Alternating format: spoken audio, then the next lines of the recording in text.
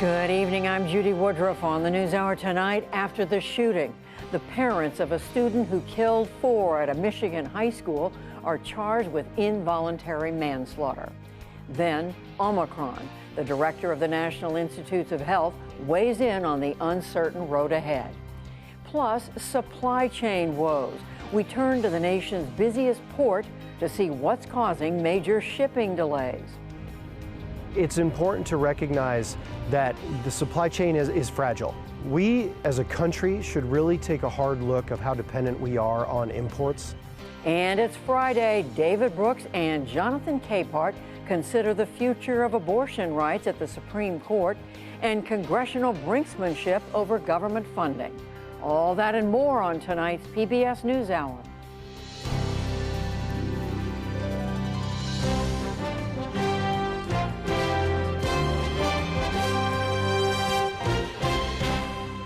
Major funding for the PBS NewsHour has been provided by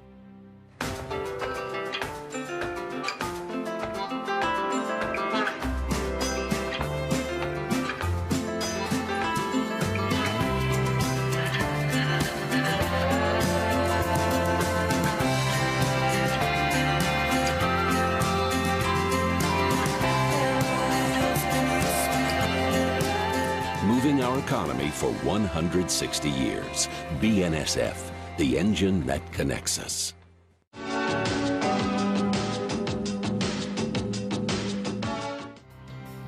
Johnson & Johnson. Financial services firm Raymond James. The John S. and James L. Knight Foundation, fostering informed and engaged communities. More at kf.org. And with the ongoing support of these institutions.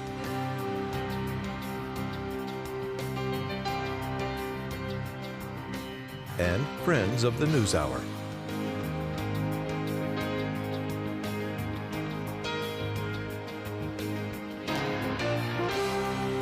This program was made possible by the Corporation for Public Broadcasting and by contributions to your PBS station from viewers like you. Thank you. There have been some dramatic twists and turns today in Tuesday's shooting attack at a Michigan high school. James and Jennifer Crumbly, parents of the accused 15-year-old killer, were charged with involuntary manslaughter this afternoon. Soon after, authorities in Oxford Township declared them fugitives and launched a manhunt. Still later, their attorney said they had left town for their own safety, but were returning to face arraignment. John Yang picks up the story from there. Judy, the prosecutor, Karen McDonald, says the charges against the parents stem from what she calls egregious acts. She says the father bought the gun used in the shooting last week for his son. On the morning of the shooting, the parents were called to the school to talk about violent images their son had drawn. James and Jennifer Crumbly were shown the drawing and were advised that they were required to get their son into counseling within 48 hours. Both James and Jennifer Crumbly failed to ask their son if he had his gun with him or where his gun was located, and failed to inspect his backpack for the presence of the gun, which he had with him. James and Jennifer Crumbly resisted the idea of then leaving the school at that time, of their son leaving the school at that time. Instead, James and Jennifer Crumbly left the high school without their son. The prosecutor also said that the day before the shooting, a teacher reported that the accused shooter was searching for ammunition on his phone. Russ McNamara is the senior news editor for Detroit's NPR station WDET. Russ, thanks for joining us. What's the latest? As we've heard that there was a question of whether the parents were going to turn themselves in. Are officials confident that they are going to turn themselves in now? Well, I'm not exactly sure at this point because their attorney, Shannon Smith, says, yes, they left town shortly after the shooting for their own safety, and then they were going to make their way back for the arraignment. But the arraignment was supposed to be at 4 p.m. today. Oakland County Sheriff Mike Bouchard says the family is fleeing. The U.S. Marshals now, within the last hour, have said that they are now hunting for the couple as well as a fugitive task force here in the city of Detroit. So we still don't know where this family is. And whether they're going to show up. We also learned a lot from that prosecutor's news conference today. For instance, there is evidence she described that suggests that this gun was a Christmas present for this young man. Yeah, the child was there when the gun was purchased, and he essentially picked it out, and his father purchased it for him. Teenagers cannot own a handgun here in the state of Michigan, and so it would be a gift. And the kid took it to the range and tried it out over the weekend with his mom. And he also sort of showed it off on social media. Yeah, he did that as well. And he was very active on social media. And that was part of the case that Karen McDonald laid out today against the parents, that this kid had a thing for guns. Combined that with the violent imagery in the drawing and the fact that he was searching for ammunition in class, at school, all kinds of red flags along the way for both school officials and his parents. They should have known something was going on, I think. Russ, tell us more about that drawing. We learned details of the drawing and also the parents' reaction when the school tried to reach out to them to tell them that they had found their son searching for ammunition in class. Essentially, blood, stick figures, and help me in this drawing. And given the fact that he was just given a gun days before, the parents at that meeting on Tuesday morning saw no reason to take their kid out of school. The school recommended that the child seek psychiatric help within the next 48 hours. The family opted not to do that. And so the child there with the backpack in the room, the backpack was not searched. He goes back to class, and later the shooting happened. And the day before, a teacher spotted him searching for ammunition on his phone. They reached out to the parents, and what happened, or what didn't happen? Well, the mom basically texted her son saying, LOL, I'm not mad, just don't get caught next time, which is, I don't know, kind of surprising to say the least, that given all of that information, the parents still decided to do nothing on Tuesday morning. And Russ, as I understand it, the parents never responded to the school's calls or messages about this. It wasn't until the second call that morning that they both went in and met with school officials and their son at the same time. And then after the shooting happened, both parents texted their son and told him not to do it. The father went home and then called 911 after he realized that the gun was missing. Russ McNamara of NPR member station WDET in Detroit, thank you very much. Thank you, John. This week's shooting, the deadliest school shooting in 3 years, has led to fear, anger, and anxiety in school districts around the state of Michigan. And so have closings in dozens of schools because of threats and out of an abundance of caution. Our student reporting labs and colleagues at Detroit Public TV talked to educators about this week and how they are talking to students. National news is hearing about Oxford. They heard about Parkland. They heard about Sandy Hook. The story that's not out there, and I think a lot of people don't know about, is the story of the surrounding communities and how an event like Oxford High School's shooting is affecting more than Oxford. You know, my wife, everybody, we all took that moment to be like, wow, I can't believe this happened. It is happening very close. It's something you always see on the news, but now you see it and you're like, wait a minute, I know that building. I see people I know. And we've all been just deeply, deeply touched by this. And it's going to take some time to heal. And I think the best thing I can do right now is listen to people and to help them, feel their feelings. So many people are angry. Throughout Michigan, at many schools in the Tri-County area, there were threats of violence in other schools, and so kids stayed away. Many schools in the Metro Detroit area were closed today. Superintendents called off. We were in session, and attendance was at 50% at best. But for the kids that were here, we're here to support them. The easiest way for me to process this is not to ignore it, but just to full steam ahead in regards to what my job is here. Students want to talk about it. They want to voice their opinions about it. They're being very smart about it. They are having pretty profound conversations. They're following facts.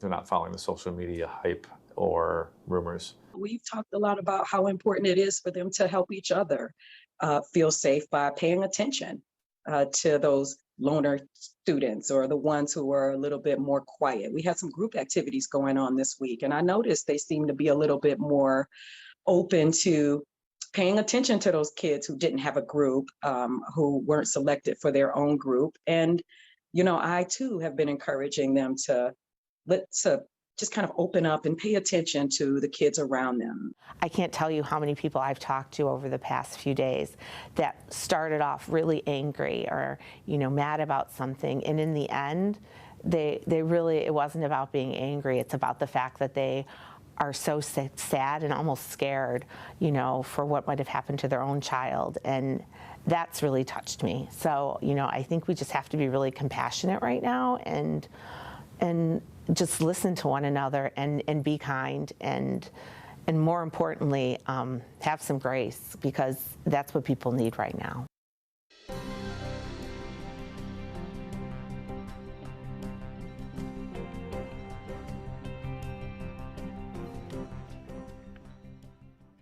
In the day's other news, a man accused of killing 10 people in Colorado last March has been found mentally incompetent to stand trial for now. Awad Alaliwi Alissa allegedly opened fire at a supermarket in Boulder last March. Prosecutors asked today that he be sent to a state mental facility for treatment. The news out on jobs today is a mixed picture, some very good, some less so. The November U.S. hiring report indicates that fewer jobs were added last month than expected. The net gain of 210,000 was the smallest monthly increase since last December. However, a separate survey of households shows 5 times that many people reported finding work. The unemployment rate dropped from 4.6 to 4.2%. That's the best it's been since the pandemic struck. The two surveys typically are reconciled later. In addition, average wages rose nearly 5% from a year ago. President Biden signed a short-term spending bill today that averts a government shutdown this weekend. The legislation funds federal agencies through mid-February, mostly at current spending levels. It passed the U.S. Senate last night after a handful of Republicans lost a bid to block federal vaccine mandates.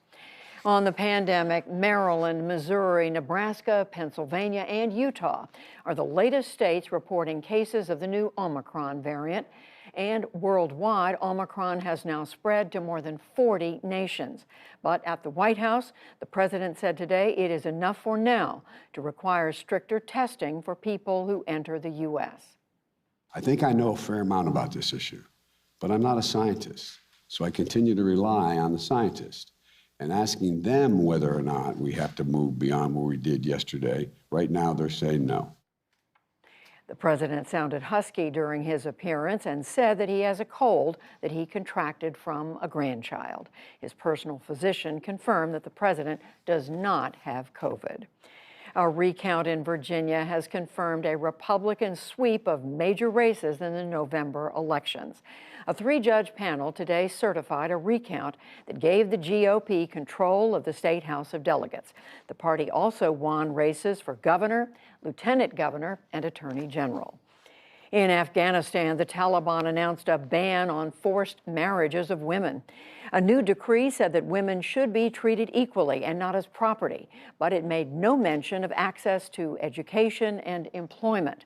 A number of nations have demanded such steps before they recognize the Taliban government or restore financial aid. China's real estate giant Evergrande warned today that it may run out of funds to cover $300 billion in debt. The company has been struggling for weeks. Its default could trigger a financial crisis in China, possibly with global implications. Back in this country, Wall Street gave ground as investors tried to parse the November jobs report.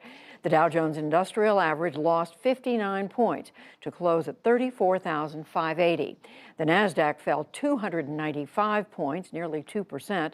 The S&P 500 dropped 38. Still to come on the NewsHour, why a surge in spending is overwhelming U.S. ports. David Brooks and Jonathan Capehart break down the week's news, plus much more. This is the PBS NewsHour from WETA Studios in Washington and in the West from the Walter Cronkite School of Journalism at Arizona State University. The CDC director said today that the Omicron variant could become the dominant COVID strain in the U.S. this winter. She also said that Delta remains a major problem. I sat down this afternoon with Dr. Francis Collins, the director of the National Institutes of Health, to talk about those concerns. Dr. Francis Collins, thank you very much for talking with us. Judy, I'm really glad to be here, and welcome to NIH. Glad you came out here. Very glad to be here. As we sit here on December 3rd, COVID very much still with us. Is your greater concern at this moment the cases, the variant that are still out there, or Omicron, which is now arriving in this country? Well, the one we know about is Delta, and Delta is still very much with us. Even though we've seen some decrease in the number of cases, it's still tens and tens of thousands every day. So while Omicron, the sort of new variant that we're all focused on, is a potential threat, Delta is a real threat right now. We're still seeing 800-900 people dying every day from this Delta's outbreak. And sadly, almost all of those are unvaccinated. So we have not gotten to the point where we could have been in this country of being better protected. But Omicron is clearly an interesting beast. This virus is throwing another trick in our direction. It's a wily virus, and it has now these 50-some mutations, almost 30 of which we haven't even seen in any previous version of SARS-CoV-2. Given all these questions, and President Biden was here at NIH yesterday, yes. You were with him. He announced new initiatives, more at-home testing, making that easier, more vaccination sites. There still are no major steps. There's no shutdown. People can still travel freely in the United States. Are you concerned that enough precautions are being taken in this country? I think we're doing it about right now. Shutdowns are obviously draconian measures, and it's not clear that that much gets accomplished by those sorts of steps in communities. And there's obviously lots of consequences there for businesses, for schools. So I think the president's right to sort of take those off the table right now, but also to emphasize the things we can do. And he must be frustrated, because I know I am.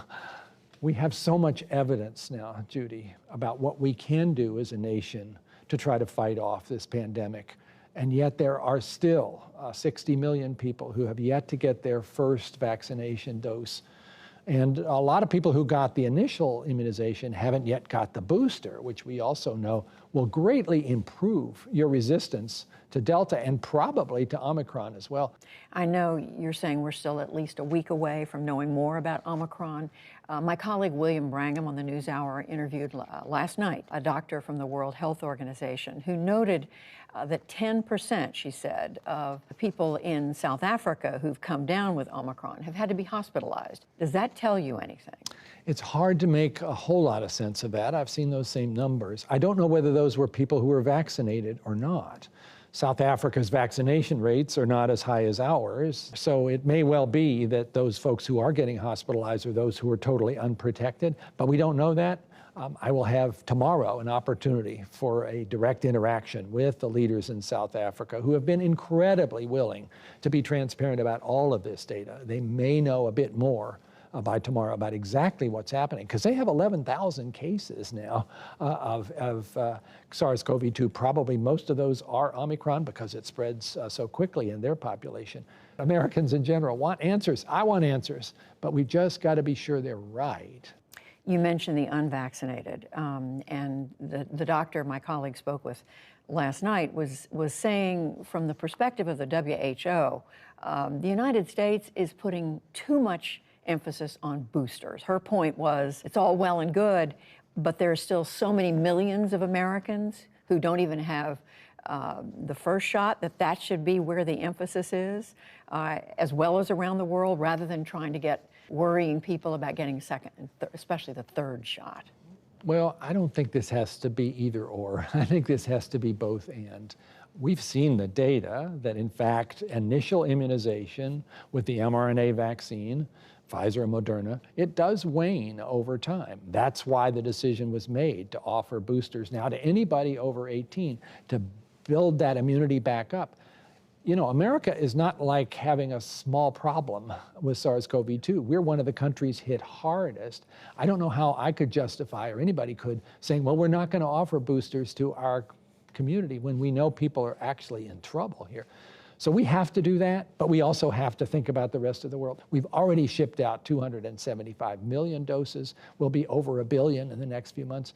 We're doing that, but it doesn't make sense to say, well, then we can't do boosters. We have to do all of those things. We got to save lives. That's what this is about. A question about testing. The president announced, as we mentioned yesterday, they're going to try to make more at-home testing kits available. People would be reimbursed through insurance. I'm sure you're already hearing criticism about this, people saying this is complicated, it's burdensome, bureaucratic, and so forth, that the United States simply should just make these test kits either very low cost or even free. What about that? Well, NIH has been very engaged in the testing effort. We have a program called RADx, Rapid Acceleration of Diagnostics. Those tests that you see on the pharmacy shelves, we had a lot to do with the fact that those got developed, expanded, and distributed. And so I'm right there in this space of thinking testing ought to be available to everybody. It's a tool that we haven't fully utilized. I'm asking because, again, as you know, there's been criticism.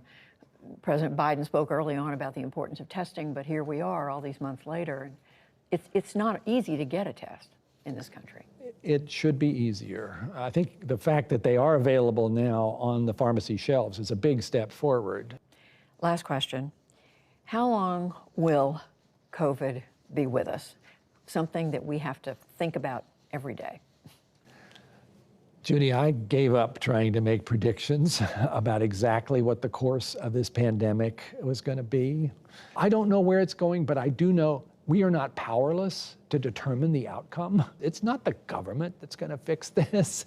It's not some magic public health measure that we haven't thought of. It's all of us taking advantage of the tools we've got and being consistent about that. I know people are sick of this. I know they're probably sick of people like me saying, you should get your vaccine, but it's true. It's how we're going to get through this. If we had 90% of Americans fully vaccinated and boosted, we'd be in a very different place. Dr. Francis Collins, thank you very much. Nice to be with you, Judy.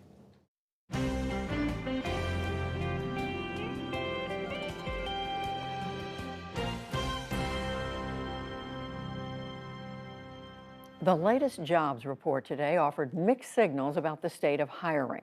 But one thing was clear, more people are trying to get back into the labor force. Supply chain issues are one key challenge as companies compete for workers. Economics correspondent Paul Solman visited one of the busiest ports in the country, the Port of Los Angeles, to find out more about what's happening.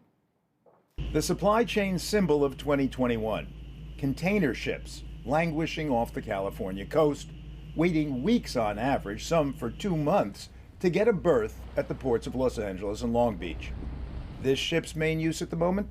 A Sea Lion sunspot.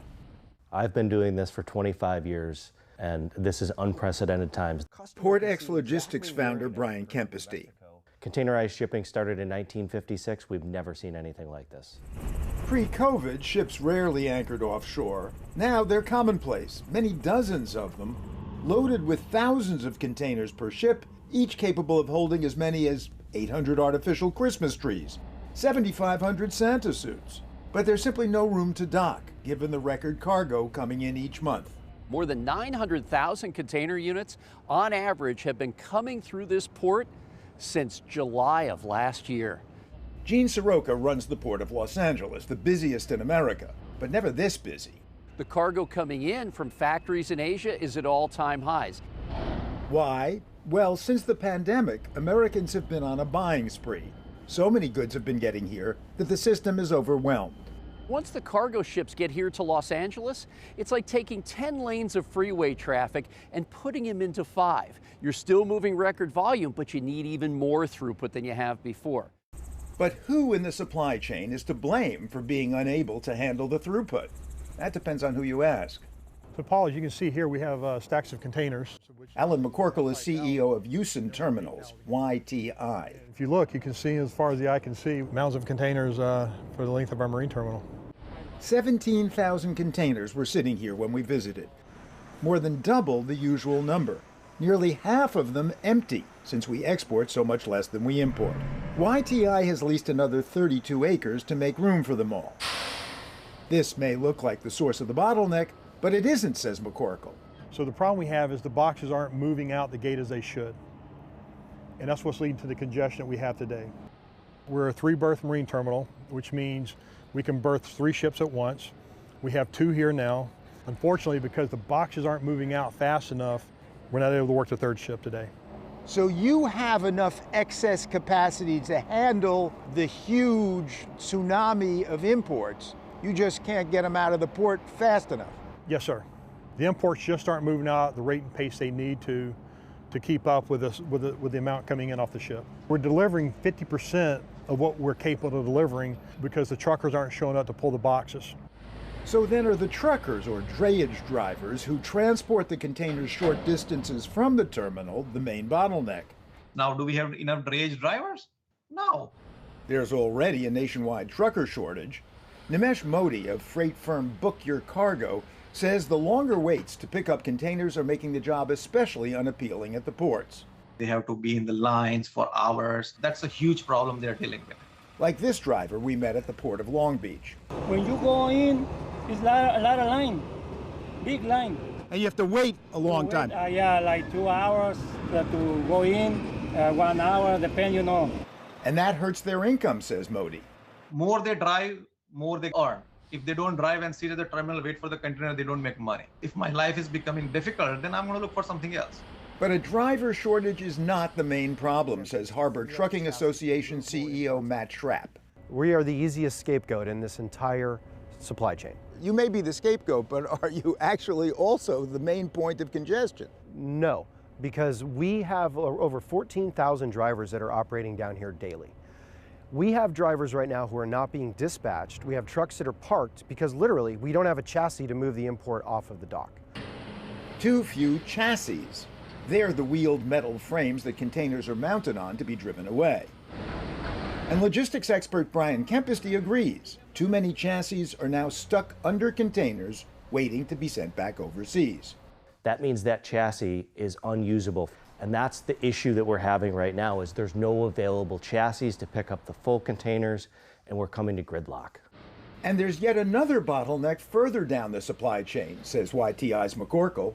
While the marine terminals are running predominantly 2 shifts, 7 days a week, 1st shift, 2nd shift, I think you're seeing some warehouses only working 1st shifts and partial 2nd shifts.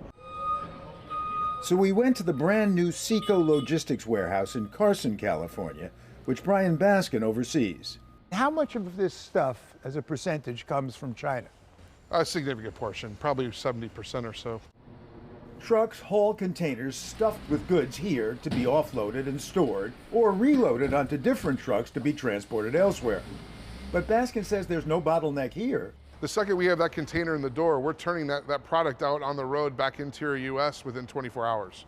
So the delay is not in the yard here. Baskin's facility runs 2 full shifts on weekdays, a Saturday shift, and sometimes one on Sunday.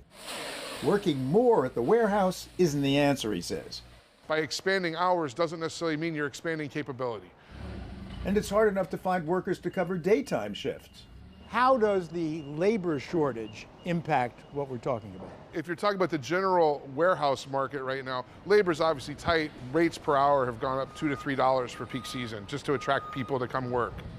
And real estate prices for more warehouse space have gone up even more, over 30% since Baskin acquired this space in February. The landside real estate markets have gone crazy, so there's not a lot of available space to go into to expand any of the shoreside options that you would have normally. So, in the end, did any link in the supply chain have enough slack to handle the surge? We were moving in a direction where the growth in the ports every year was getting harder and harder to manage. COVID just kind of put a nuclear bomb on top of all that with the volume. And why so little cushion? because extra space at the port costs money, extra trucks and chassis cost money, extra inventory and extra warehouses cost money. Thus, for maximum efficiency, American business moved inexorably to a just-in-time supply chain.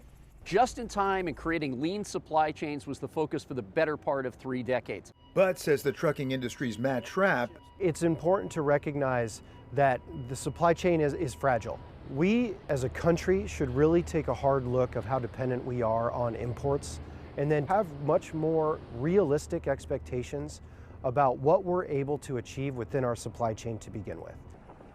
the good news perhaps? Importers may be changing how they operate. I think people are starting to look at how they source their product and moving away from what has been a just-in-time supply chain into a let's get it well ahead of time. Now what we see is just in case. On our docks today, we may see patio furniture and lounge chairs. Orders have been put in factories ahead of others to build up on inventories across the board. Even so, everyone we talk to expects kinks in the supply chain well into next year. For the PBS NewsHour, Paul Solman, up in the air in and around Los Angeles.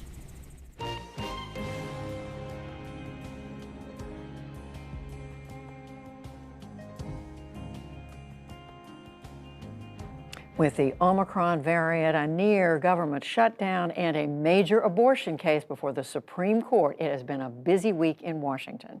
To examine it all, we turn to the analysis of Brooks and Capehart.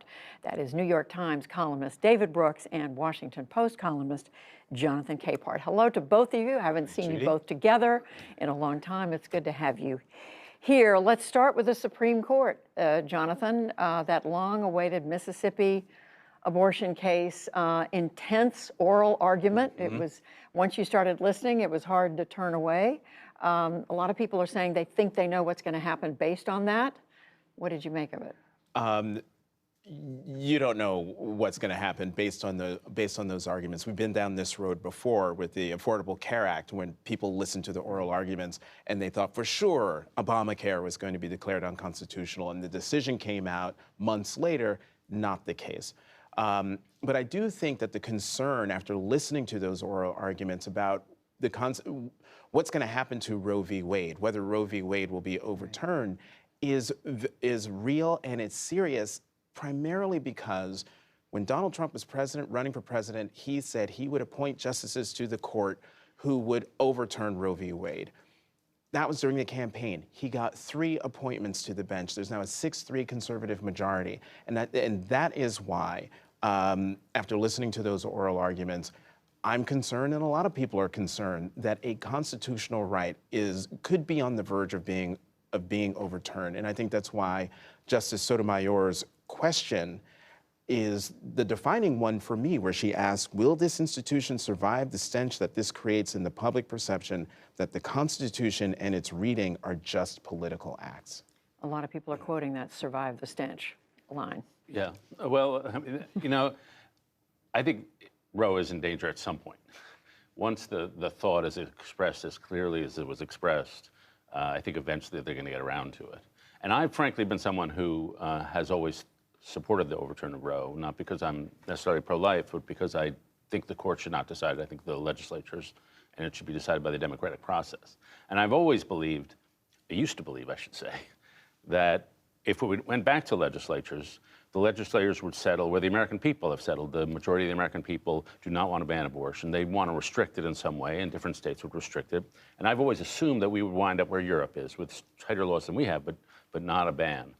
I'm no longer so sanguine that our political system can handle a massive debate over an incredibly hard and incredibly complicated question.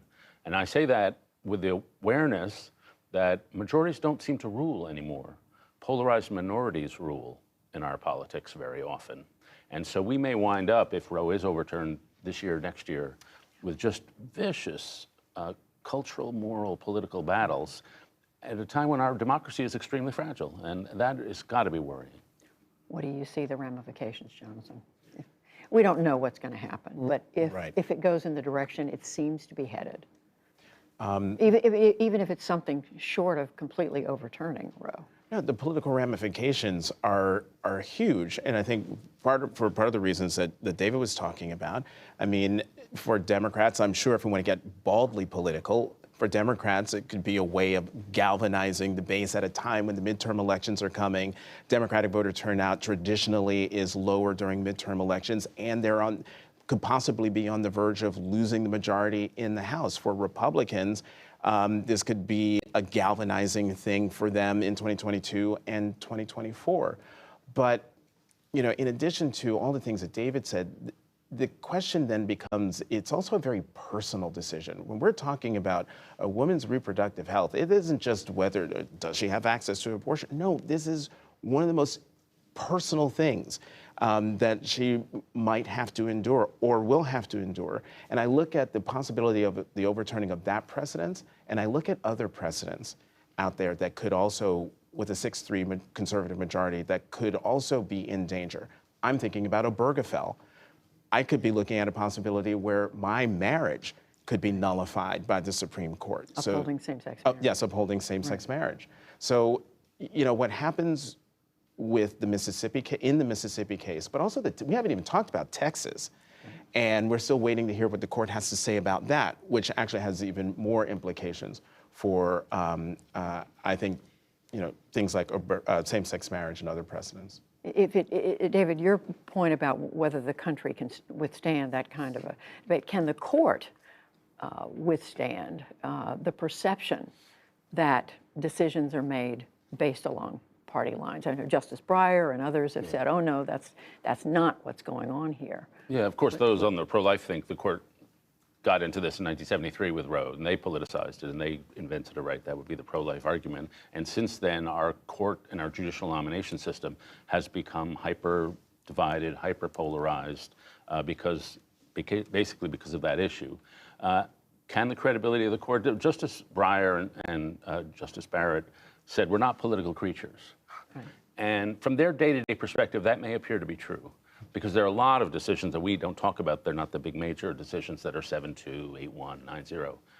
But I have to say, when I reflect back on the big decisions that really make the headlines and really shift American history from Bush v. Gore onto what's about to come, I'm stunned by how incredibly easy to predict the votes based on their partisanship. And so on the big issues, I think the court has become quite predictable and quite partisan, like the rest of America. Well, speaking of partisanship, Jonathan, the Congress this week, I guess the Democrats just barely got out of town, at least for the weekend, without having the government shut down. They were able to reach agreement over government spending. But the Democrats still have some, and the president still have some big agenda items before them this month. What does it look like is going to happen? Chaos, Judy. Chaos. We've got, so we avoided a government shutdown, actually a day early, if you really think about it. But we now have a debt ceiling deadline, December 15th, according to the Treasury Secretary. The National Defense reauthorization, that's supposed to be at the end of the year. Build Back Better. Senate Majority Leader Chuck Schumer says, oh, we're going to get it done by the end of the year or Christmas. Okay, sure, if you say so. But, and that's the stuff on the table. You've got Republicans who on all of these things are basically, they're not there. They're not a governing partner. The problem comes when you've got Democrats talking to Democrats, and especially with Build Back Better. So I said chaos. I have no idea how this is going to turn out. But if it does turn out, it's just going to be messy, and it will bleed into next year, into 2022, and that's a problem for Democrats for the country, because once 2022 is on the calendar, everything's going to grind to a halt because nobody's going to want to get anything done. What does it look like to you? Yeah, and I saw a quote, an unnamed quote from a Hill staffer saying the odds of getting Build Back Better this year were like 20 or 25%. So that, because you got to have CBO scoring, you got to figure out what Joe Manchin wants. And so that's, I agree, very bad for Democrats. Joe Biden was elected to be competent, to show it would be calm, we'd have a masterly hand on the tiller, blah, blah, blah. And the longer Democrats go on, then the worse that claim looks. But I would say one thing in defense of the Democrats. A, it's basically a 50-50 Congress. That's hard. B, if you look back at American history, the Great Society, took years to pass. The New Deal took years to pass. Our system was not built for speed. What worries me most, and this is about the governing shutdown, like they're now capable of doing nursery school level legislative activities. And you feel like they're just barely doing that. I had a dentist once, it was in my mouth and said I'm on the edge of my skill level here. And she's in my mouth, I'm like, what? And so I feel like the skill level on Capitol Hill is not where it should be because they don't have experience of successful legislation. You know, Teddy Kennedy did it back in those days. They really knew how to do this stuff. And so that's the big worry to me. That's an image Jonathan and I are going to keep we're going to keep that in our minds. But members of Congress, you know, may remember the nursery school level. The president, Jonathan, has one other thing on his plate right now, and that, of course, is the variant, the new variant now on top of Delta. We have Omicron. It's everywhere in the world. It's in multiple states. He's done a few things, travel ban. We're going to have increased testing. How does it look? How does his management of this look? How much is riding on his management of this? Well, a lot is riding on his management of this, but I do think he is striking the right tone. When we were talking about this last week, it was like, oh my God, what is this thing? It's super contagious. I even mispronounced it because it was so new. A lot of us did. Right, but the president comes out and he says, don't panic. Get vaccinated. Get your booster, wear your mask. Basically saying to the American people, look, we have the tools to be protected against this. And I also think that the American people, after a year and a half of doing this, no one wants to go into a shutdown. Not the president, and certainly not the American people. So we know how to protect ourselves.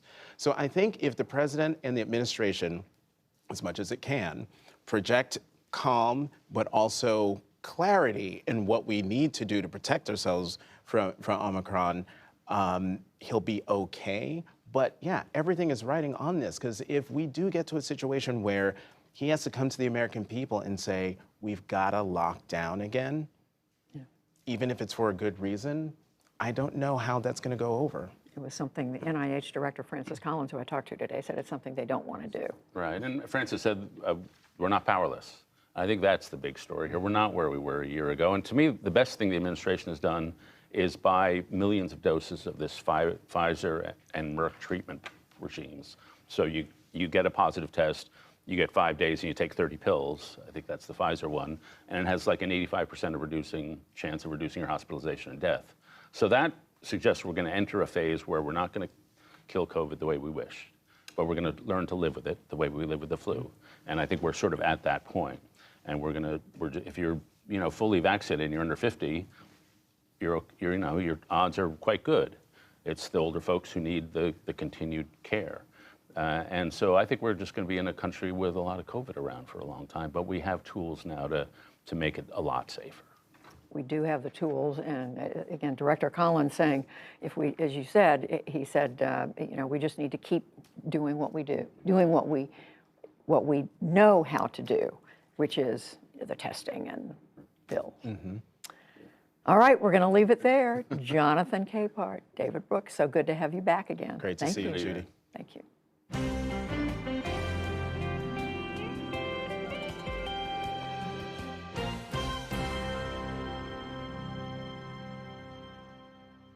And we'll be back shortly with a brief but spectacular take from one of the stars of Broadway's Hadestown. But first, take a moment to hear from your local PBS station. It's a chance to offer your support, which helps to keep programs like ours on the air.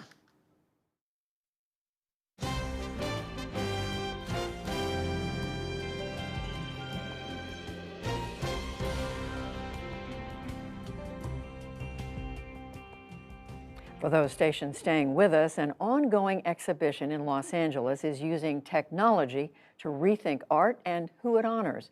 Jeffrey Brown has more. Life in Los Angeles is MacArthur Park, but not as you've ever seen it. This is a digital tribute to the workers who have lined the streets of this immigrant neighborhood for decades. An otherworldly portal between past, present, and future worlds, exploring the continuing presence of an indigenous people native to LA.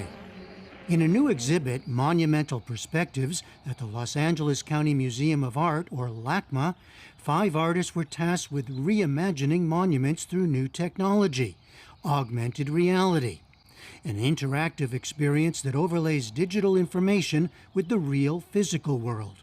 I had to learn all these terms because I wasn't familiar with all these terms. I had to learn how to navigate Snapchat. So you got to capture the snap code, and then you can start using Vendedores Presente. One of the 5 is Los Angeles-based artist Ruben Ochoa, whose piece Vendedores Presente pays homage to street vendors, many of whom are working-class immigrants from Mexico and Central America. It's essentially like a magical realism, whimsical lens of vendedores falling and floating down, eloteros flying around, to a paletero cart approaching you and a paletas popping up, to towering bucket of flores spouting out flower petals. The technology was new for Ochoa, but he comes from a family of street vendors, so his monument was personal and political. For me, it was like, how do I address what's happening presently in LA, what I'm seeing around me, what's occurring? You know, I talk about my roots of my family, the informal economy and street vending. How do we pay tribute to that, but not just to one particular vendor or object, but it was more like the social fabric of vending. Black Lives Matter! In the height of 2020's social justice uprisings, many monuments were pulled down. Many more raised questions. Why do they exist? Whom or what do they honor? Do they need to be here? Michael Govan, LACMA's director, wondered about a different approach. How do we move forward and to talk about celebrating figures that hadn't been celebrated? What should we monumentalize in the 21st century, or who? LACMA partnered with Snap, the social media company best known for its Snapchat messaging app, to create this exhibition. But why augmented reality instead of something more physical or permanent? Monuments do augment our reality. They change the way we think of a place. It might remind us of something. A monument might be there to allow us to remember something. So whether it's in a virtual space or a real space, I think, it can serve exactly the same function. When I think about monuments, I think about how they're often a singular moment or a singular person, and this kind of often for Indigenous people, these histories that are really kind of traumatic for us. Mercedes Doramy is an LA-based artist who created Portal for Tovangar, a monument that pays tribute to her ancestry, the Gabrielina Tongva Indians of California. It's about this continuum of presence in Los Angeles of the Tongva people and other Indigenous people there. What do we want to kind of understand or reconnect with? And for me, that is the cosmos, the sun, the stars, what is inscribed in the land, the history of the land, the plants, the people, the kind of legacy that is still here, still in Los Angeles. She worked with an Australian artist who goes by the one name Sutu, an expert in virtual reality and other technologies. She does paintings, she works with artifacts and stones and shells and different things like this. And I wanted to make sure that we could bring all that into the digital world. She created a painting and took it on site and photographed it on site, which was super helpful. I was then able to take those photos and extract just the painting from them and bring that into the program. He used a combination of 3D modeling, animation, and other tools to create the augmented reality of the portal. There's no law of physics there. You can have anti-gravity, you can have things floating. One of the things that augmented reality lends to the world, I guess, is that you're bringing to life a physical place with the digital art. So the digital art can provide context to that physical place. That led to a question for museum director Govan. This whole project sort of raises a question of permanence, right? Does it have a life beyond what we see in Snap? Absolutely. And you think about monuments, they don't have to be a statue.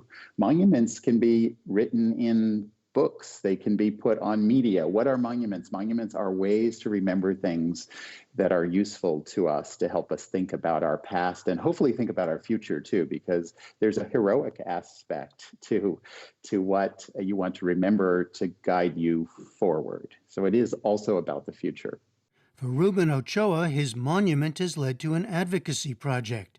He's raised $60,000 through direct donations and the sale of limited edition prints to support vendors hit by the pandemic.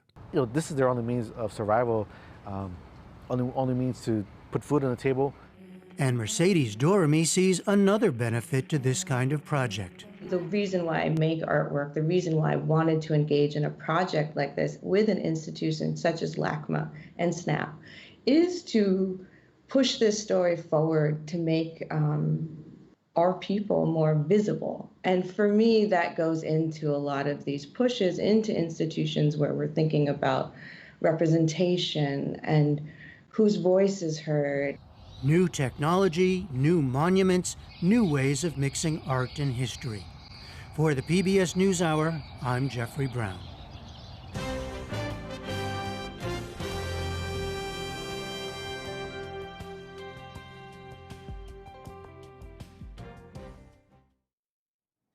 For over 5 decades, actor Andre De Shields, known for his recent role in Hadestown, I mispronounced it earlier, has shared his talents with New York theater audiences. With Tony, Grammy, and Emmy awards already under his belt, De Shields is still looking forward to what's ahead. Tonight, he shares his brief but spectacular take on living his most authentic life. I play Hermes, messenger to the gods, in the Tony Award-winning for Best Musical Broadway show, Hadestown. This is a line from Hadestown. So, here's the thing. To know how it ends and still begin to sing it again, as if it might turn out this time. I learned that from a friend of mine.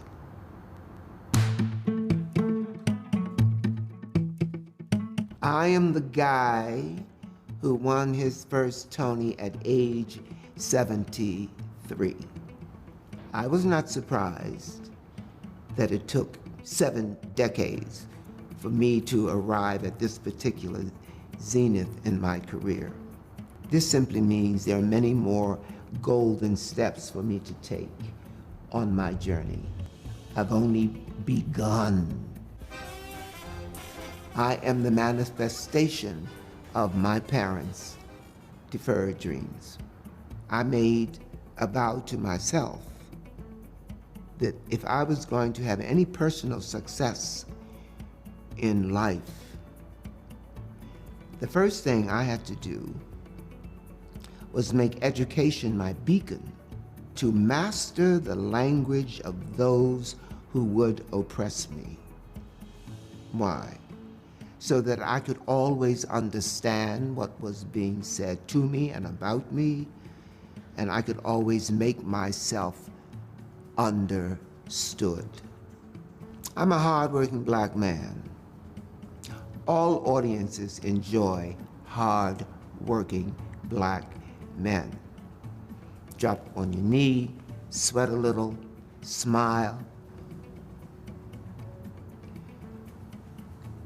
But the legacy that I'm creating, the legacy that I want people to embrace is black man majesty. There isn't enough of it in the world. It got smothered during enslavement. It's time for it to come back. My name is Andre De Shields, and this is my brief but spectacular take on living my most authentic life.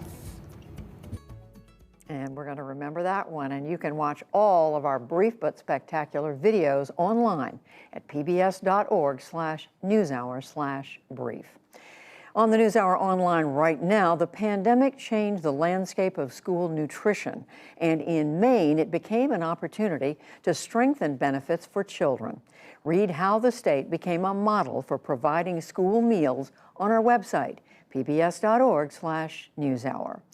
For more on the politics of the Omicron variant's arrival in the U.S. and analysis of the Supreme Court's hearing on Mississippi's restrictive abortion law, join Washington Week moderator Yamiche Alcindor and her panel tonight on PBS. And that is the NewsHour for tonight. I'm Judy Woodruff. Join us online and again here on Monday evening. For all of us at the PBS NewsHour, thank you. Please stay safe and have a good weekend. Major funding for the PBS NewsHour has been provided by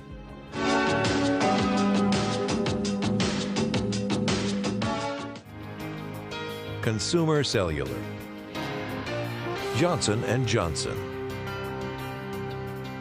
BNSF Railway, financial services firm Raymond James, the William and Flora Hewlett Foundation, for more than 50 years advancing ideas and supporting institutions to promote a better world at hewlett.org.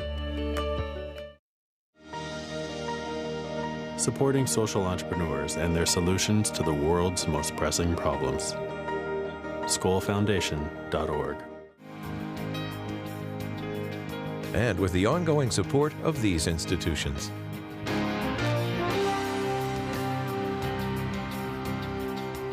And friends of the NewsHour.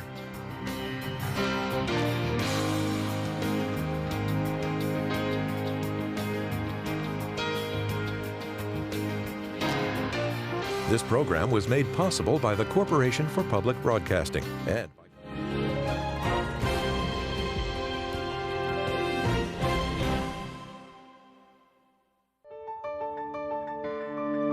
You're watching PBS.